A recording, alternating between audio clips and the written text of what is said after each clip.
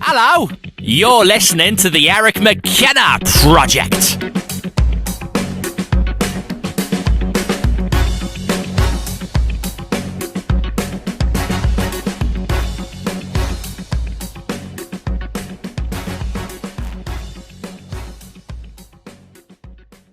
Okay, Christine, thanks for coming.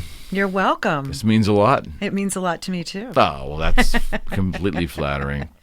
There's so much areas that we can possibly go with you, and I basically want to give you an opportunity to tell your story, because that's what we do.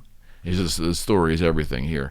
But Whirl Magazine, personally for me, came on my radar right when you launched, 2000, 2001, right, and unfortunately right around 9/11 too. We'll talk all about that, but I have to ask you before we get into anything at all, because we have some new ventures coming too, and I'm not sure where we want to go into that. But if you don't mind, we do the comfortable deep dive here, meaning we want to find out, the origins of all our guests. At what point in your life did you decide that you wanted to be in media, print media, journalism? You love the human interaction of interviews. We've talked. At what point in your life did you start knowing that that's what you wanted to do?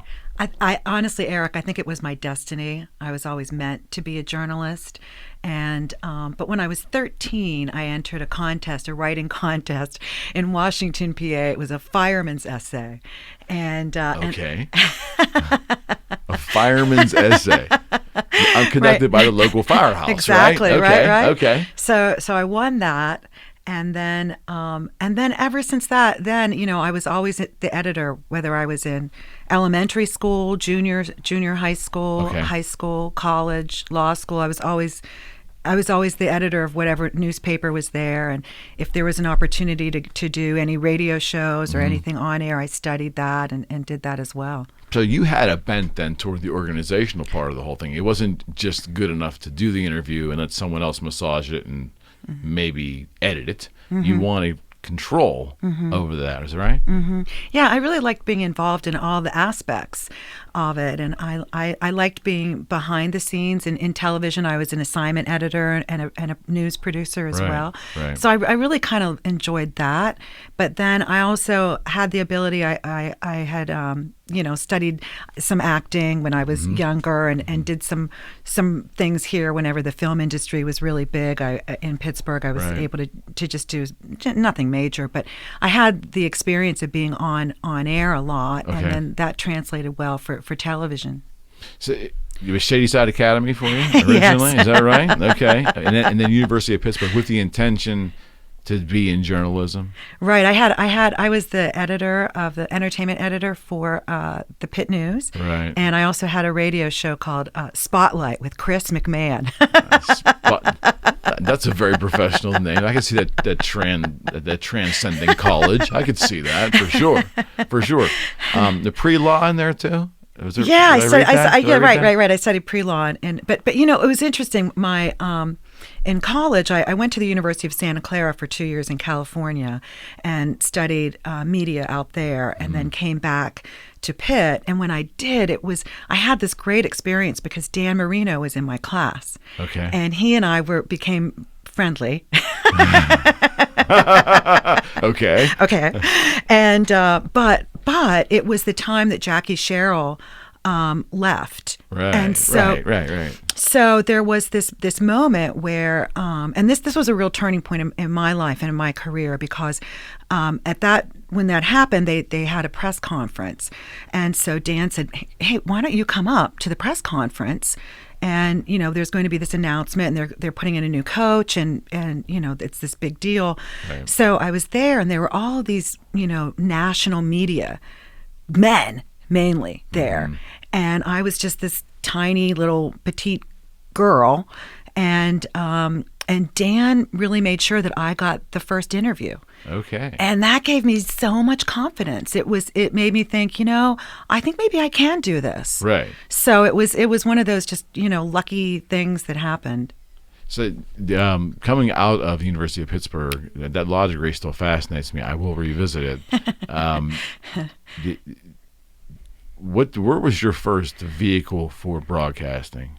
So when I was in at Pitt as a senior, I did an internship at WPXI. Okay. And I've always been a hustler. There were about 12 interns, and I knew that only one of us was going to get hired. Right. So the other people were working 3 days a week, and I said, I'll work 5. Okay. So as an intern. Right. I put the muscle to the hustle is what I used to say. Anyone at that station still stand out as being influential too? It does. I landed up on the assignment desk. Okay. And then I became a producer, and then I was supposed to. I got a gig in Columbia, South Carolina, to go on air. Okay.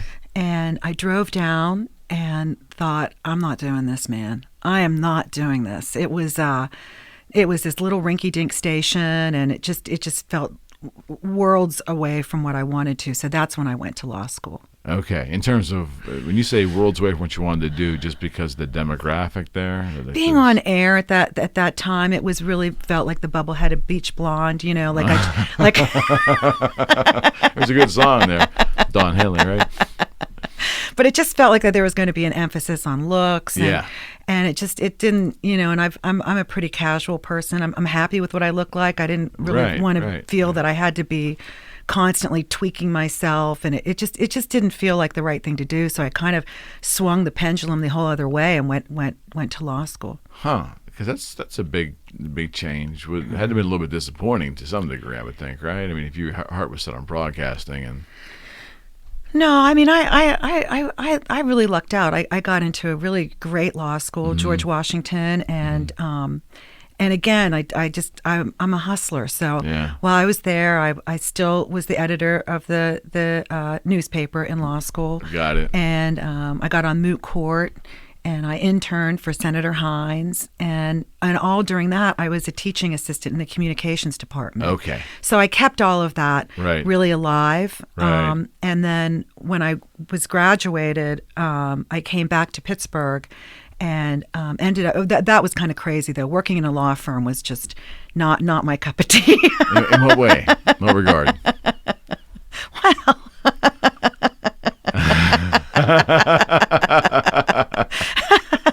I mean, it's not very sexy. But television really makes it seem to be right? L.A. Law and these glamour shows, right? No, man, it's just not. Not really in the city of Common Pleas in Pittsburgh, right? I get it. So I practiced law, and then, but I ended up becoming a mediator then, and I got into family law, representing men mainly.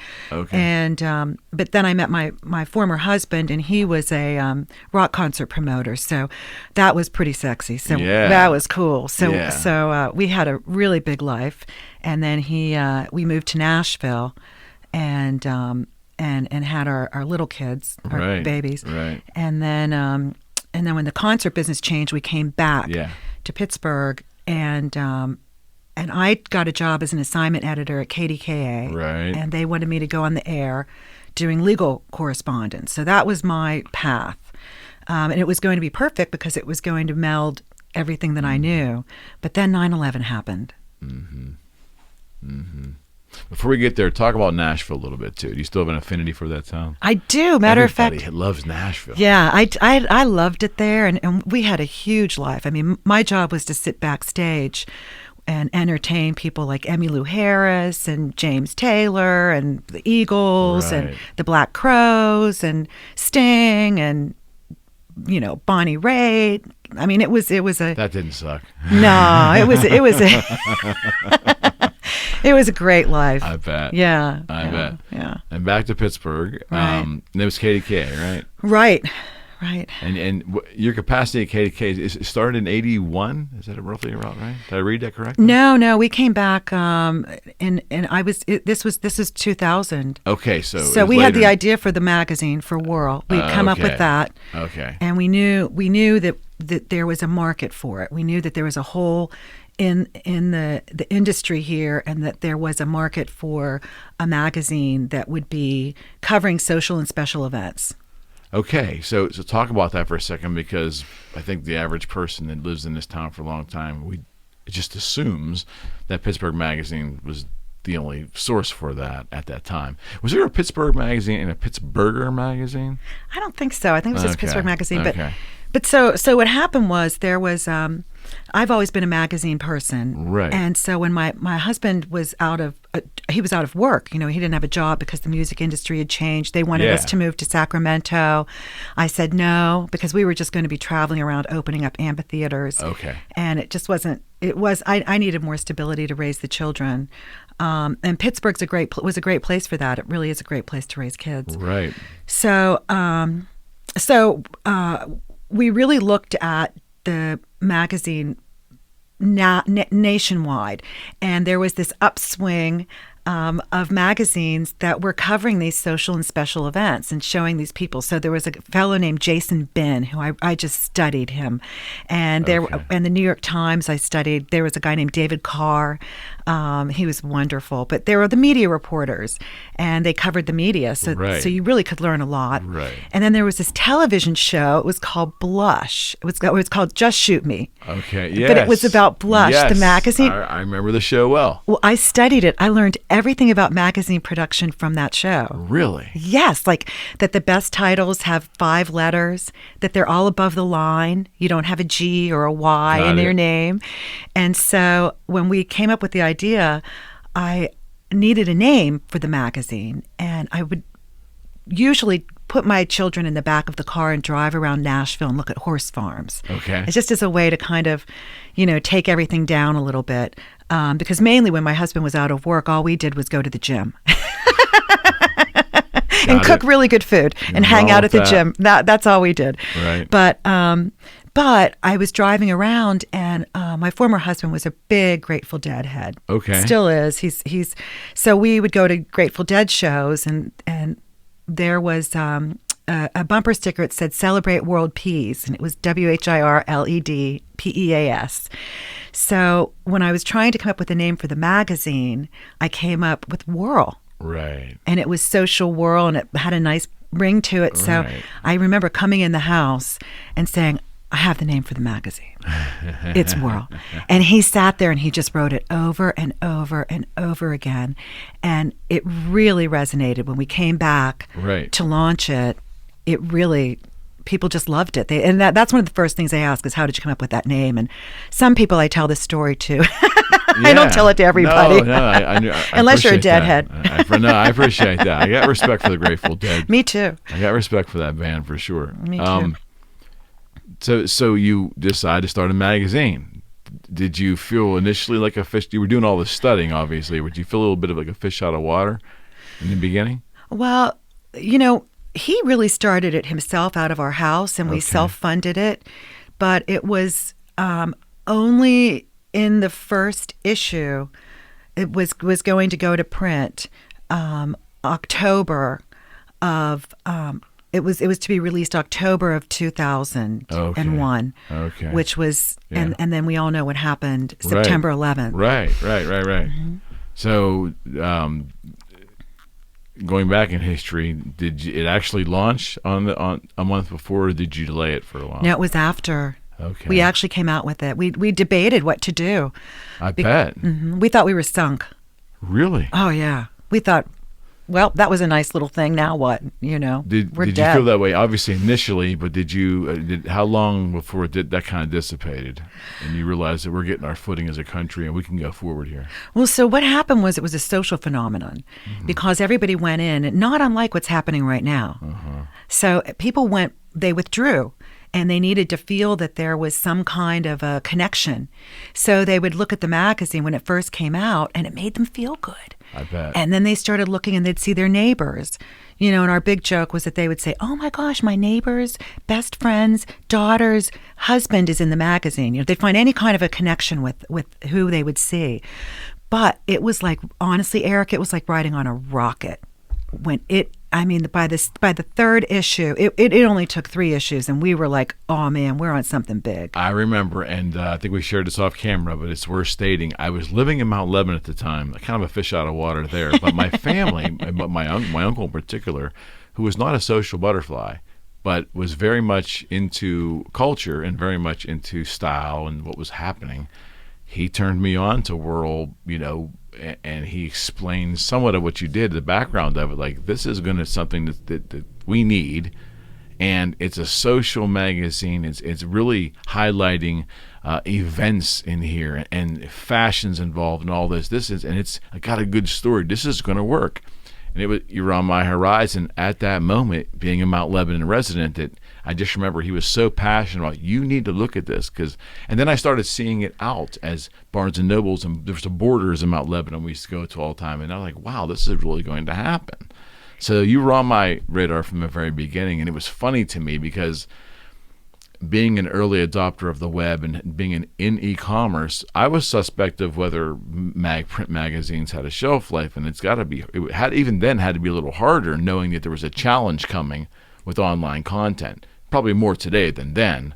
But was that ever a consideration for you? Maybe what was coming? No, not really. I wish we would have met back then, because you've got the best guitar collection. Well, thank you. I'm humbled. I'm totally in awe. I keep saying you. this is the place to hang out. If I would have known you then, I think things would be different, because this is really cool. Well, really, thank you. Humbled. Yeah. I think it's such a unique story, especially the timing of it all, because a lot of people did change their plans permanently because of 9/11, which I think a lot of them probably look back at that now as probably not the most wise thing to do, but you were able to see through that. That had to be a crucial moment in your story. Yeah, it was. It's interesting that you understand that, because what we did was we just really put the pedal to the metal. I mean, we really hit it hard. We had children very, very young at home. I think they were 1 and 3 at the time, and maybe up to the time they were 5 and 7. We would go out we would hit up 3 events a night. Wow. I mean, we hit it really, really hard. We were a great team for a long time. We were together 27 years. Right, so right. It's something we were really strong. We would go into an event and just we had all of our lines down, who we were supposed to meet, because that's where you met the decision makers. Sure. And so we would zero in on them and knew what we wanted to ask them, and then we'd hit and go to the next event, and just we hit it. We worked really, really, really hard. You talked a bit about mentors and studying other people doing similar things. Like, is there anyone in any magazine in a different city, or any venture capitalist, or anyone involved in this type of product that you can look back and say, wow, we got a lot of ideas because of this success? Yeah, Modern Luxury is a big chain, and they were really influential. And Jason Ben, he did Ocean Drive and the Hamptons magazines, and he was really, really influential. He still is. He still is someone who I really look to. Right. And then we got lucky early on. We got the attention of the New York publishers, the big guys, the people who were really paying attention. There's a magazine, it's called Folio Magazine, and it's the magazine for publishers. Yeah. And we got in on the Condé Nast building. Yeah, it is. You're so good. You know your stuff. Yeah. So we once in a while. Well, we got on their radar. Right. And that was cool, because then they asked us to speak at these different, they're publishing conferences. Okay. So we really got exposed then to other magazines and other people. Right. It's also fascinating to me that how lively and influential the social scene in Pittsburgh really is. I think so. I can't speak in the last couple of years per se, but from that time frame of 2001 maybe to 2015, it really, and I don't think in this town, from other publications or just the radio or television media, it just never got enough coverage. Yeah, I mean, the fundraising here is really, really big. By our calculations, at one point we ranked us third behind New York and San Francisco, and then we put Pittsburgh and then Chicago and Houston as the places for the biggest fundraisers. But people in Pittsburgh have, we don't have the biggest per capita income per capita, but we have really big need to give back.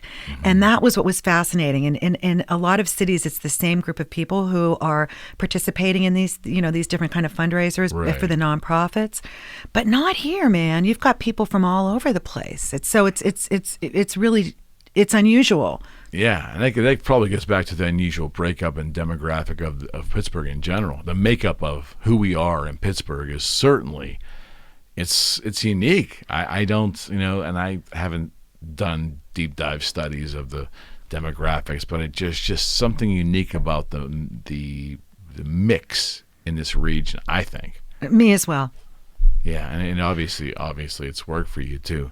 Did you view any competition in Pittsburgh? Have you ever viewed really any competition for what you're doing in Pittsburgh? Oh, I mean, I see everybody as competition. Okay. Clarify for me. Me? We're new media here, so we're still being defined. Well, I was a childhood athlete, so I'm a competitive. Okay. Like it hits me. I'm fiercely competitive. I mean, right. I really see. I mean, I see anybody who's going after an ad dollar to be a competition. So that could be anything from a wrap that goes on a vehicle to a billboard to radio to TV to newspaper to blogger. Anybody who's going after that kind of an ad dollar is competition, and then anybody who's going after the same kind of interviews that I have, I see them as being competition. And your interview list is long here. It's long. Like I kept looking at this today, going, "Wow, we must have really done something right with this show to have someone with this kind of interview background on here." So I'm very flattered you're here because sweet. of that. But my goodness, I mean. Talk a little bit about your time with, is it KDK as well, too? Because the journalism bent is certainly there, and it's all fascinating to me because I'm the furthest thing from a journalist. The interviewing obviously went hand in hand with what you were doing with the magazine. So you had to feel pretty blissful that like it was all kind of synergistically all coming together, right? I mean, it's how I feel right now. I'm in a space that I just can't believe how happy I am, and I'm just having a blast right now. It is really, it's nice the way that the whole media world has changed is that there's an ability I can do everything by myself, which is people say they don't know how I'm able to do it, and I'm like, I'm having a blast, man. I'm loving it. but you and your husband essentially started a magazine, a print magazine with diverse content, which were certainly people that were not really easy probably to get to, right, for covers and for features and so forth. And the two of you started out of your house, and it really worked. Yeah, that in and of itself to me looks like a real success story. Yeah, it is. And we also did a food magazine too, and we also did a wedding magazine, and we created events. We created our own special events, Chef's Best Dish, that was a big success, and the Yoga Fest was a huge success. Yes. And so those are things I'm hoping I can revive, But they were. It was we really had a great run of it.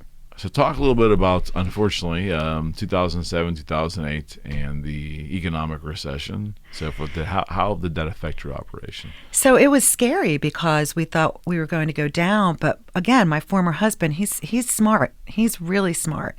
So that's when he diversified. Right. So I remember he came in and said to me, I know you're working hard, but can you do a food magazine too? Sure.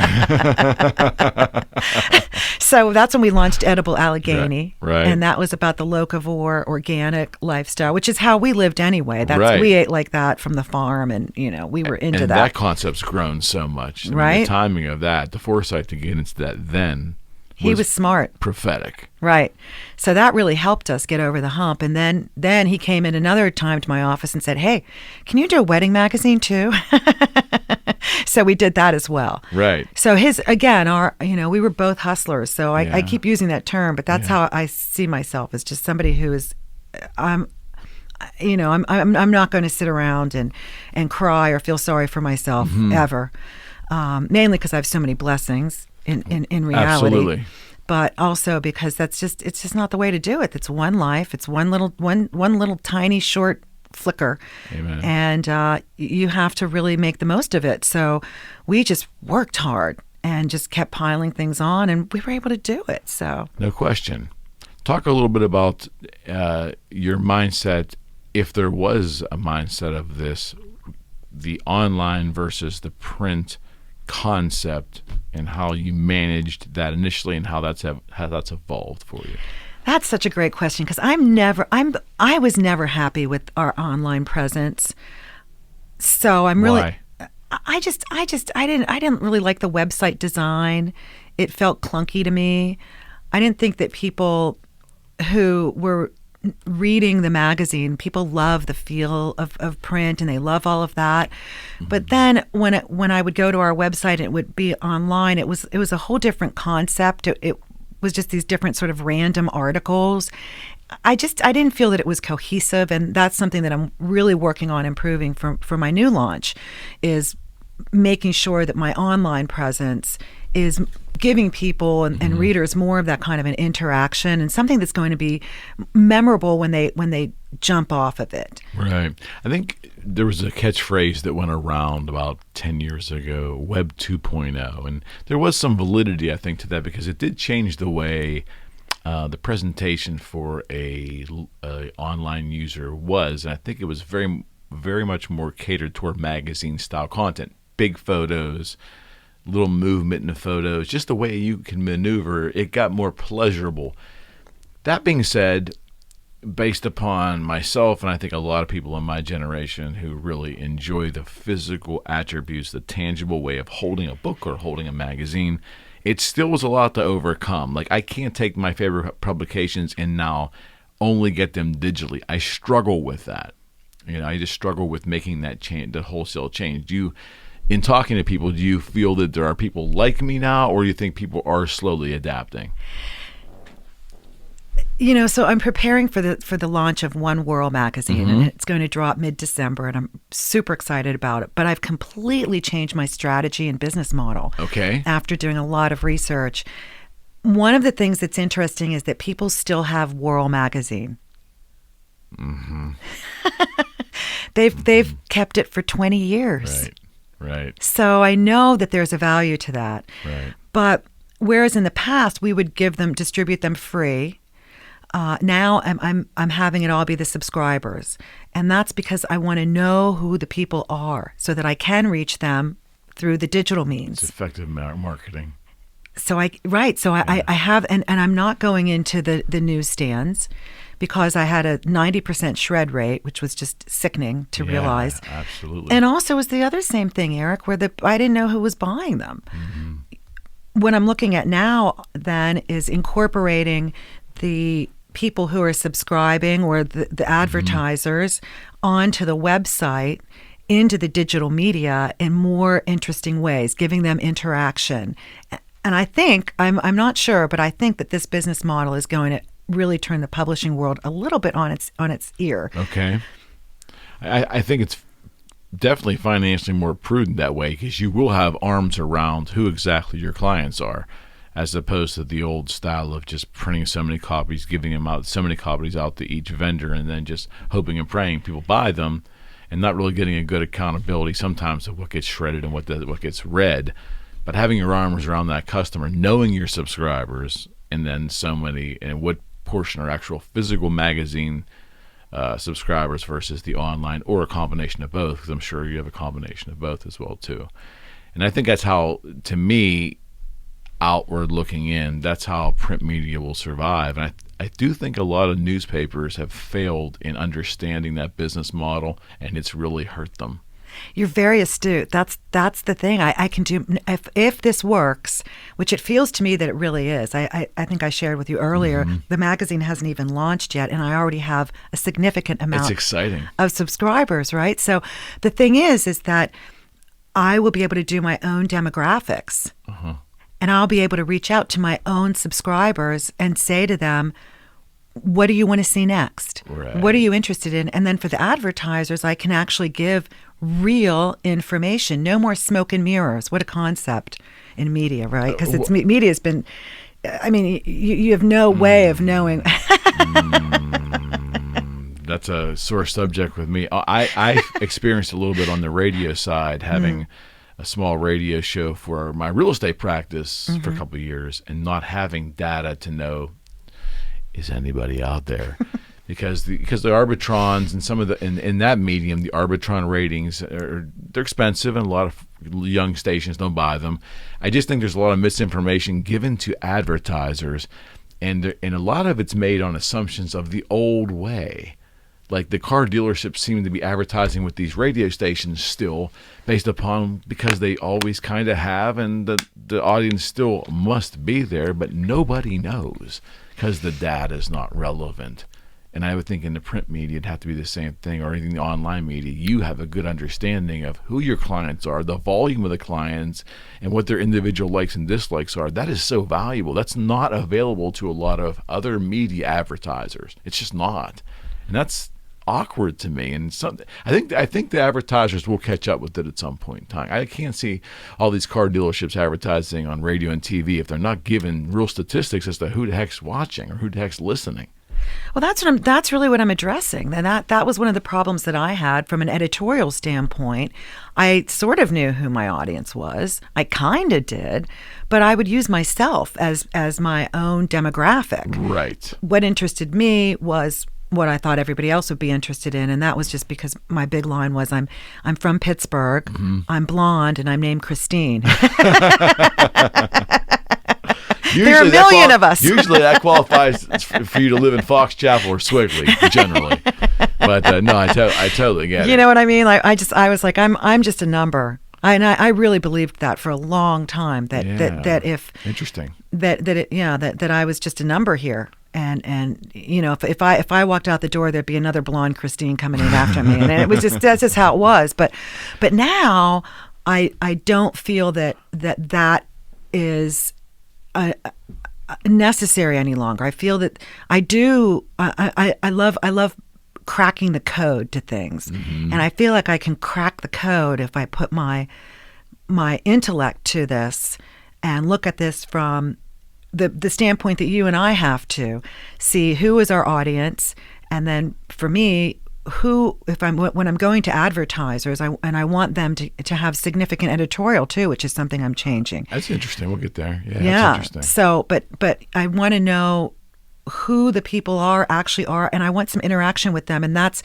to your question about the online and the digital media and the social media. That's where I'm going. I'm really trying to hit the sweet spot. Yeah, and that is king, and that is, and it's easier obviously to obtain that in the virtual world as opposed to the print world, I'd imagine too. But again, I go back to, I think there's a lot of existing radio firms. If I'm wrong, please tell me, but I think there's a lot of existing radio firms and some television spots where the advertisers just aren't getting real world statistics because the stations can't afford to get them from the companies that create them. And I think I won't say Ponzi scheme, but it's Ponzi scheme in a way that because it's always worked, it still must be working, but the data hasn't been given to these advertisers for almost a decade. Do they really know the audience is there? There's no way to really, and that pushed me out of radio. My small little concern was that after a couple of years, having a time of my life, but are there really potential real estate customers hearing my show? And finally, I just said it's just not worth it anymore. Does that make any sense? Yeah, I mean, I'm riding the same train with you. I'm exactly in that same mindset. That was exactly it. I thought there aren't as many people watching television. I don't know what they're watching, especially now during COVID. My heavens! And then I don't know if they're listening to radio. I don't know what they're reading, but online seems to be easier to really monitor and get vital numbers. You didn't like your online presence with Whirl Magazine originally. You didn't like the look and feel, maybe the potential reader interaction. I'm guessing that kind of stuff. So what kind of changes, broad speaking, have you made like in the new online presentation? Well, it hasn't been completely released yet, but I have a lot more social media interaction practically daily. I'm on Instagram, Facebook, smart. LinkedIn, and then what I've done with the website is all of the subscription and ad sales are done before It's directly Okay. online. So people Okay. just go on, pay, they're done. I simplified that, made it really easy. You've eliminated having to speak to a salesperson and be sold packages and all that stuff. It's all laid out for them to choose, a la carte almost. Exactly. Huh. Exactly. Okay. And so they're all, Okay. everybody's paying up front, and I know who they are, and I write them a thank you note right away. And then the other thing is that when I do get the website up, I will have my content. Basically, I'm going to put the entire magazine will be up for free on the website. Wow. Okay. At least to start Sure, initially. I mean, sure, sure. Howard Stern is really against that. I was talking to he and I know, Beth because they his did the cover, cover. yeah. And and he was like, "You can't do that. You've got." I said, "But I got to start because I feel like I need people to see it. Yeah. To see it, and but. So there's those are the things I'll be doing, but then I'm also going to have additional content because for 2021 I'm only going to do 4 issues. Okay.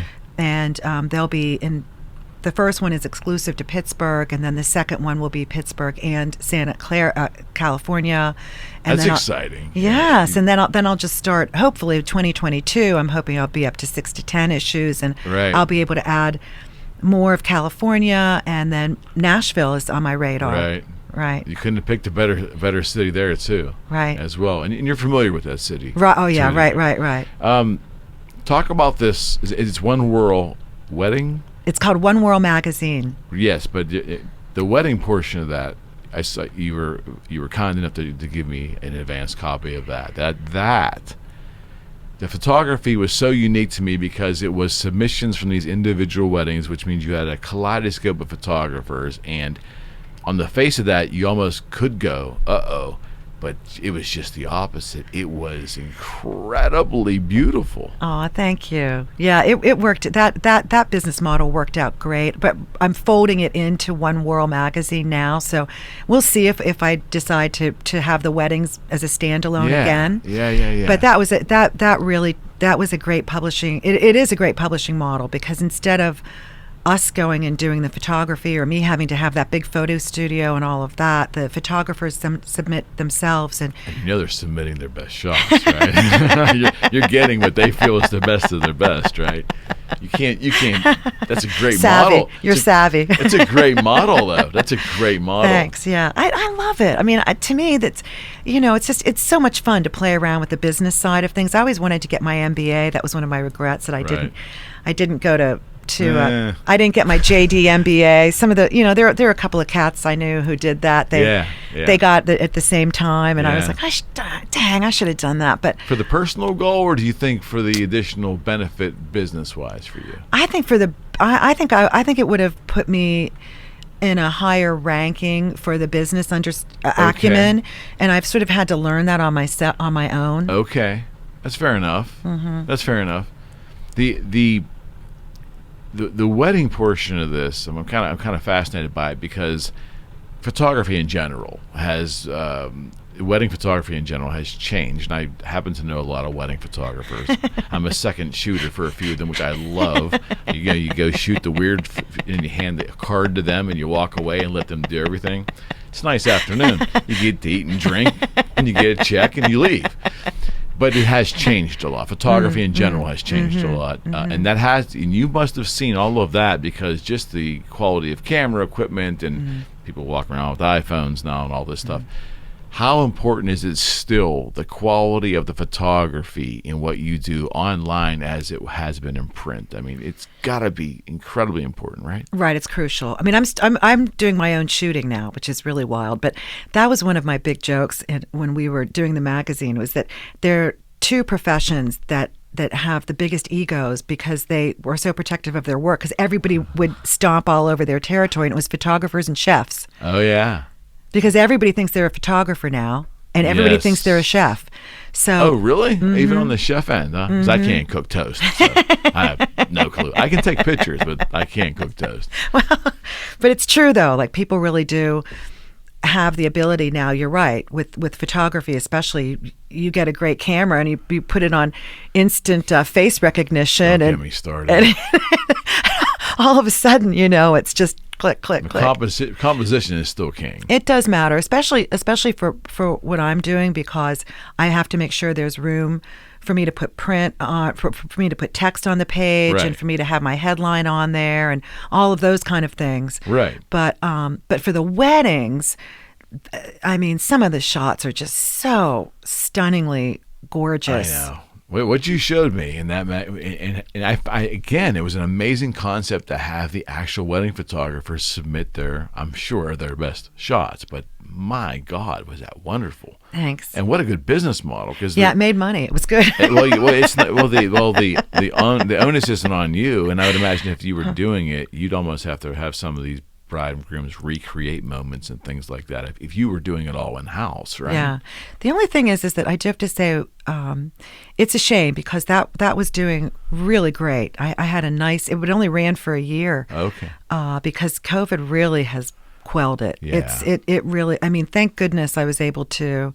I am able to launch this magazine now, because if I was. Well, I mean, during COVID, I had to do a lot of soul searching, and to figure out what my next move was going to be. Okay, so let's talk about that. COVID hits. Where were you? I was out in California. The wedding magazine I was on my third issue. It had just been delivered. I had just dumped all this money into it, and I couldn't get it out. I couldn't distribute it, so it's still sitting in a storage locker in Southern California, and another storage locker in Northern California, and my garage in Pittsburgh, and I couldn't get it out. Everything shut down, so it literally came out 2 weeks before California shut down. Right. And when California shut down, I just thought I better come back to Pittsburgh and rethink about what's going to happen. Okay. Yeah, so and we don't usually date these shows. We try to make our content evergreen, which it will be, but we are sitting here at the beginning of November, and I'm hoping things are turning the corner. I mean, are you optimistic now that we're going to get back to some semblance of life that'll enable the magazine to regain its footing? This, I think that yet again, I don't know how. I think I have some big angels up watching over me. I think my timing is crazy great. I think it's the same. I'm expecting to be riding on another rocket.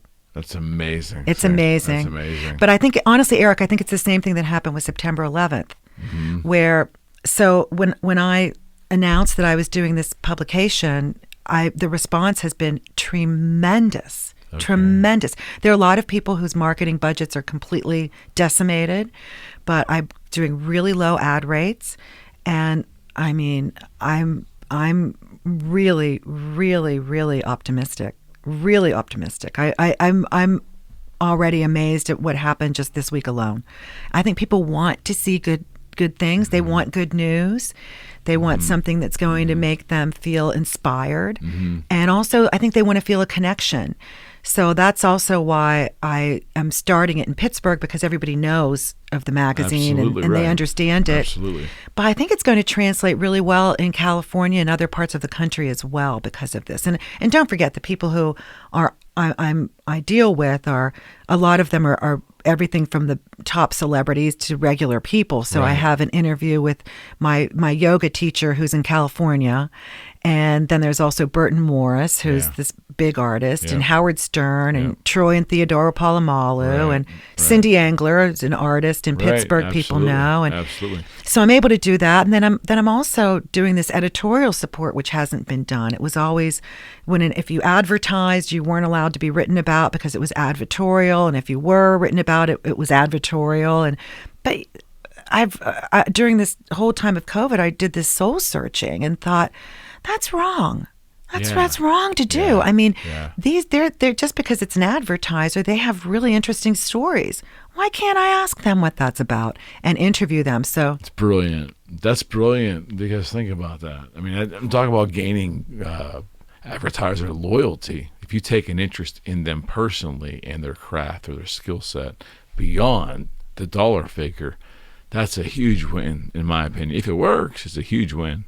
I think it will. I was thinking about this last weekend I do these exercises where I'm always trying to push my brain into a different realm of different ideas, and especially with the magazine, what I want the underlying theory to be. So it's a luxury lifestyle magazine, but with a focus on healthy lifestyles. Okay. So, and I always say healthy is heal thy, if you break it down. It sure is. And, but the underlying word that keeps coming to me is respect. Okay. I feel like people need to feel respected. And that's what I'm trying to do to let my readers see that I have respect for these people, and this is why. And I'm thinking that's really going to translate in these times. Yeah, that's a big word today as we sit here, and I believe there's a portion of our population right now from all demographics that just feel that they're not being respected, whether it's philosophical, whether it's intellectual, or even basic human rights. I think there's a portion of our society, and I don't think it's specific to any demographic, but being overtly beautiful in explaining to the reader that you're there for them for those reasons. That's a huge way to connect with people, especially coming out of COVID, I think, personally. Well, thanks. I hope you're right. It's what I feel. I really think that if I feel like I'm in this position again where I'm sitting on a rocket. The only difference is that it's just me. Yeah. And I used to have a staff of 14 people, and I don't have that at all. It's just me. And I have a couple people helping me, but it's not, I don't have anybody full time, and I don't have my former husband, and so it's. Do you like this better?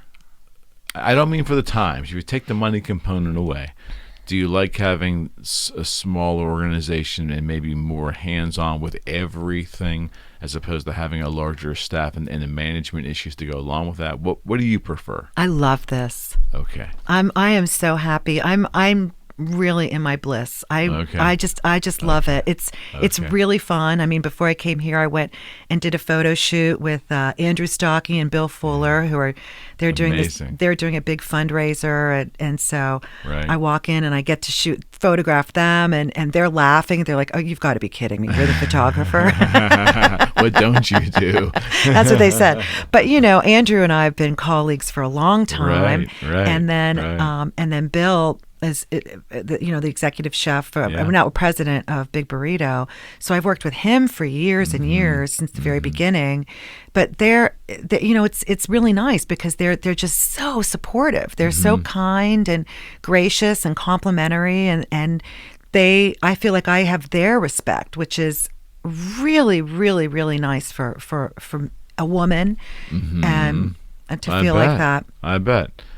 When you mention those two fine gentlemen, it leads me to believe strongly about what I believe, and that is the goodness of this town. And when I say leaders, you are a leader, they are a leader in the essence that you folks are doing things in media, which I think the public latches onto, because that's our level of positivity and our level of normalcy. And I think the society needs that now. We need to feel a little more normal, like things are getting on with it.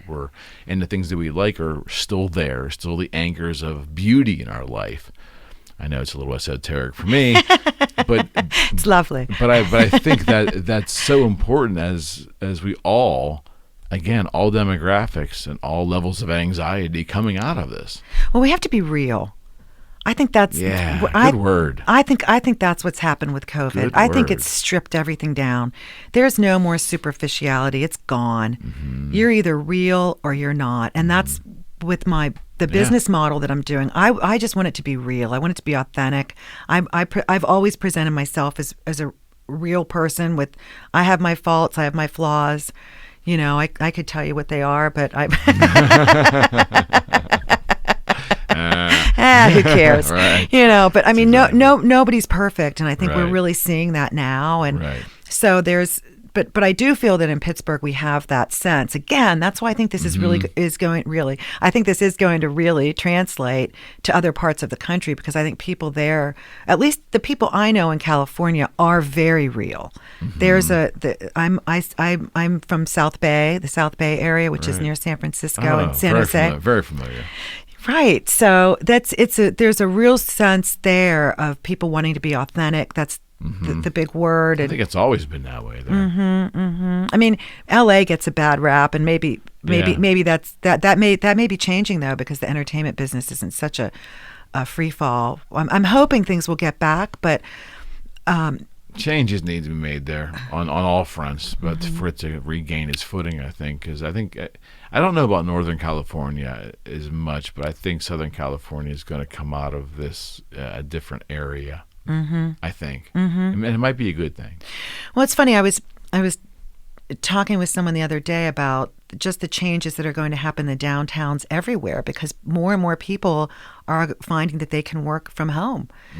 And I know when we were doing Whirl, we had big offices, this big staff, and all of this huge expenses.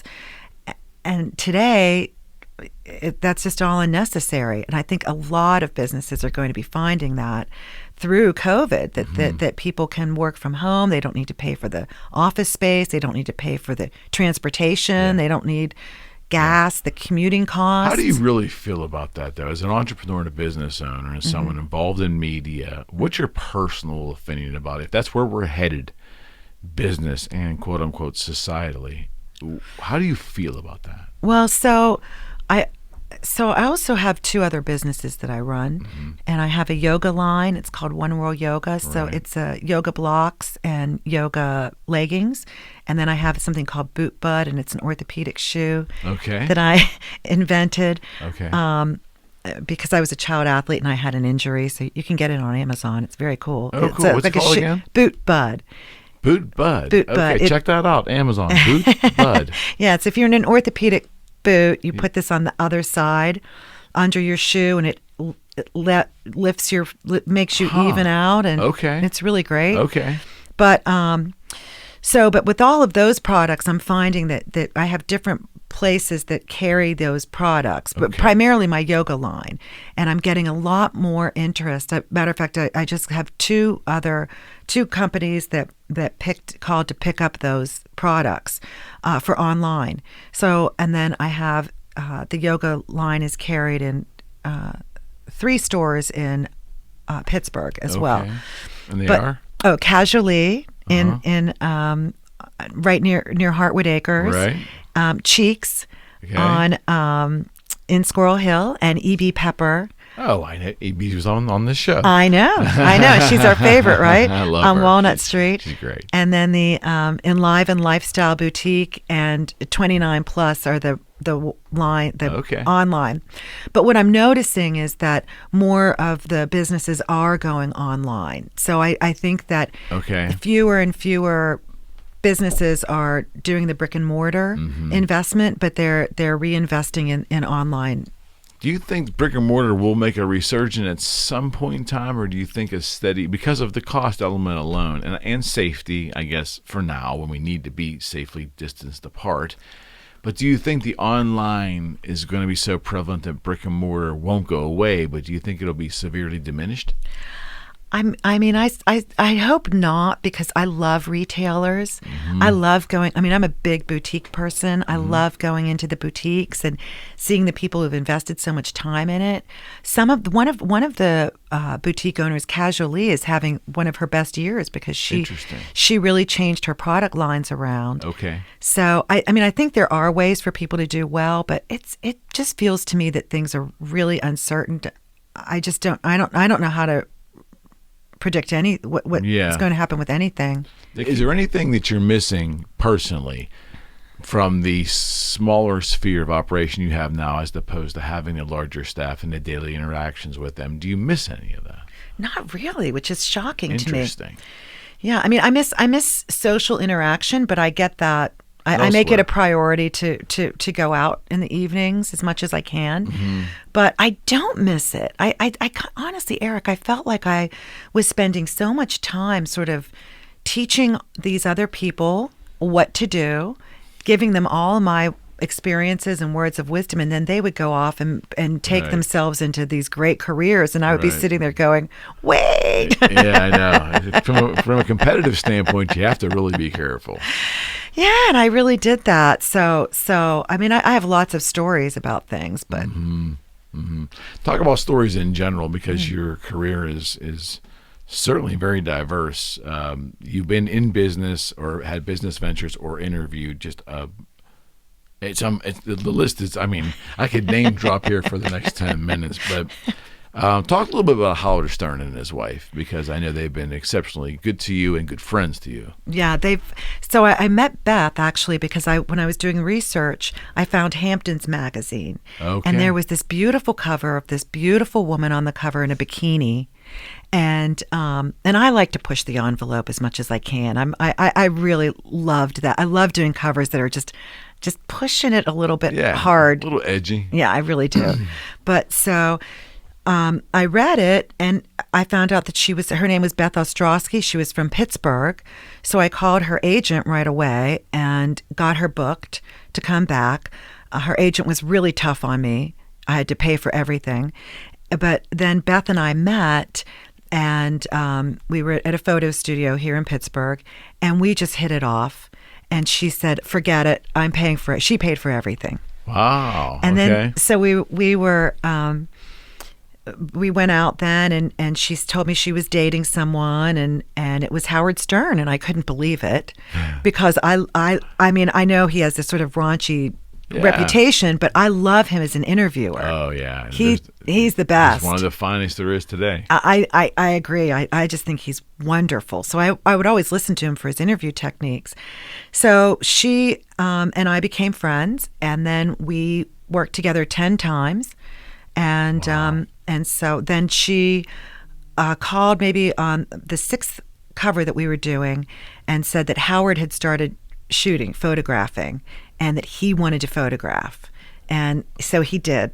And that just changed everything, because then he put me on the radio show, and it was fun. Yeah. He That's was amazing. Fun. Yeah, he's fun. I've never met him in person though.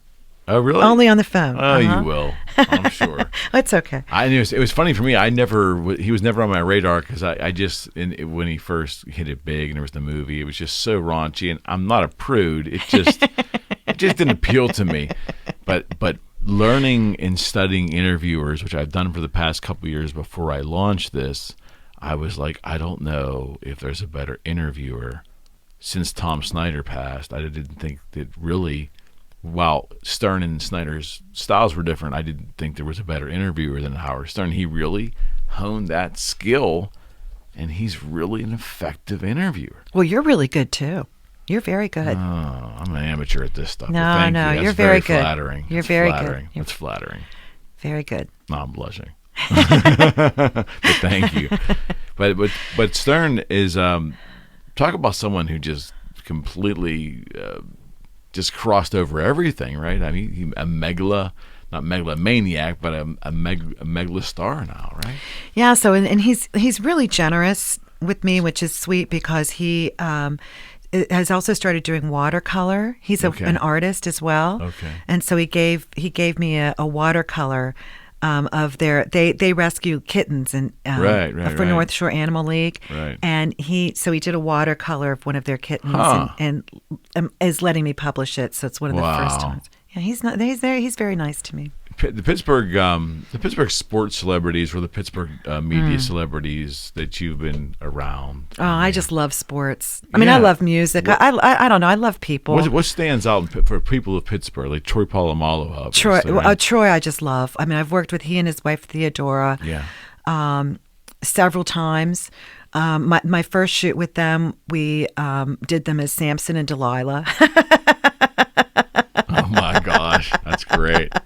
That's great. So that was great. But I love hanging out at the Pittsburgh Steelers training camp is my favorite. And then right now I've got Juju Smith-Schuster wants me to do an interview with him, and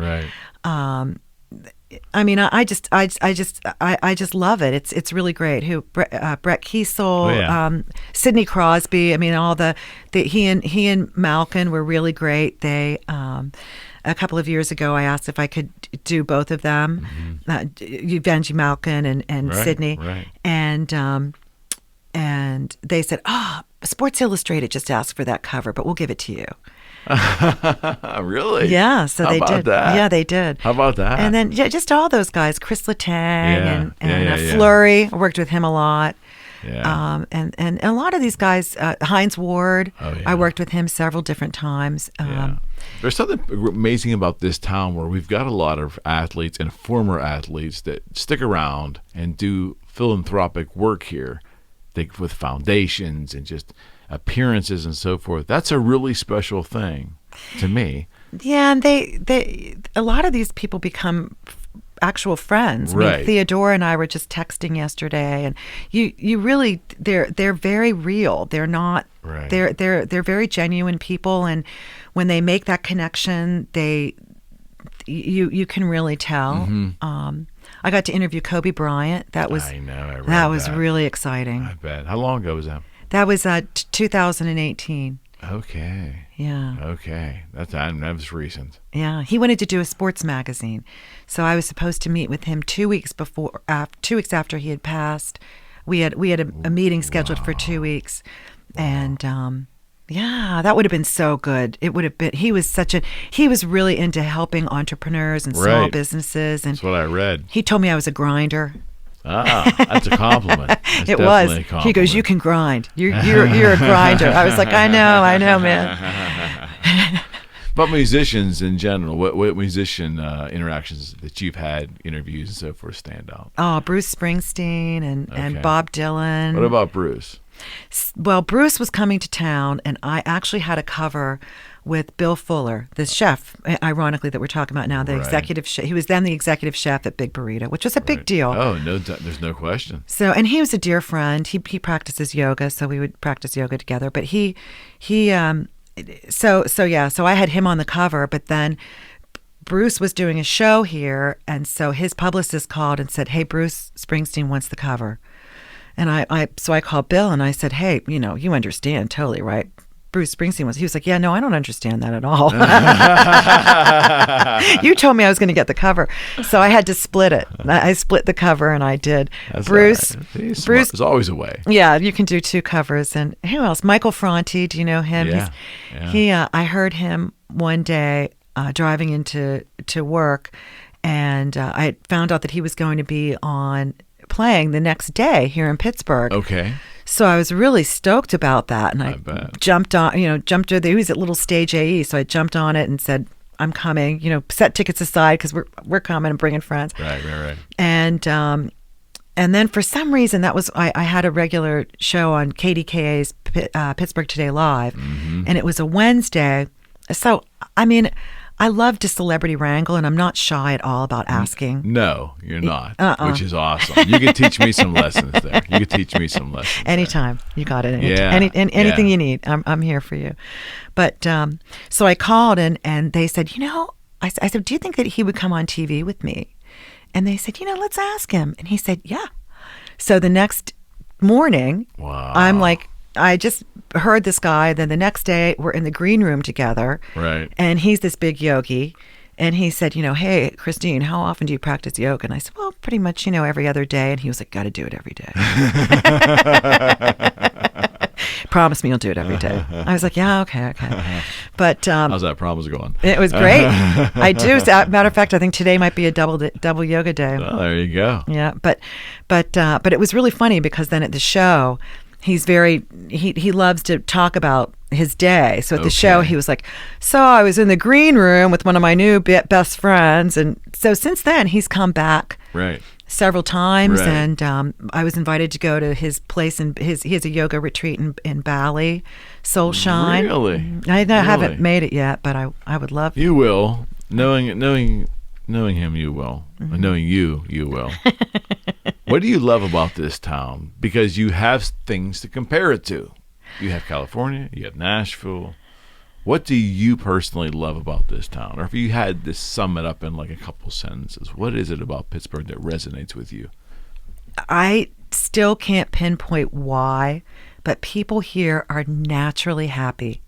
Just naturally happy people. It's the Steelers. When we're winning.